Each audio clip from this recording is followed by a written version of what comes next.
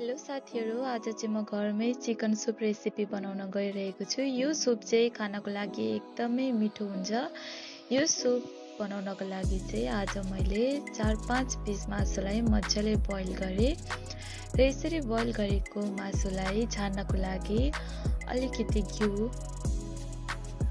घिउ हालेर र यसमा थोरै जिरा पड्काएँ।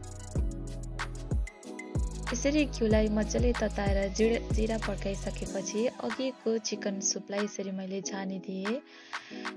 यसरी चिकनको पानी हालिसकेपछि चिकनलाई मैले मसिनो गरी काटेको छु र यसमा मसिनो काटेको टमाटर र स्वाद अनुसारको नुन हालेको छु र अघि काटेर राखेको चिकन पिसलाई पनि यसरी मैले एड गरिदिएँ।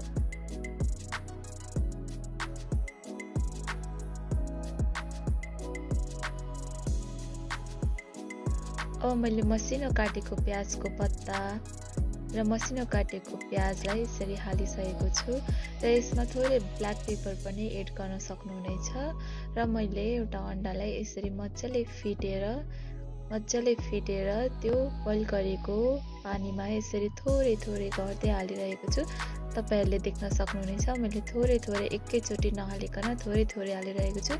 यस्तो गर्दा चाहिँ अन्डा तल गएर डल्ला पर्दैन, मजाले चिकनमा मिल्न जान्छ। अब हाम्रो सुप खानको लागि रेडी भइसकेको छ। विदाउट ऑयल विदाउट मसला यो चाहिँ एकदम क्लियर हुन्छ है। यो चाहिँ खानको लागि पनि मिठो हुन्छ र यसरी तयार पारेको सुपलाई बोलमा सर्भ गरेर खानको लागि रेडी भइसकेको छ। तपाईहरु पनि यसरी खान सक्नुहुनेछ घरमा बनाएर। If you are enjoying the video, please do like, share and subscribe.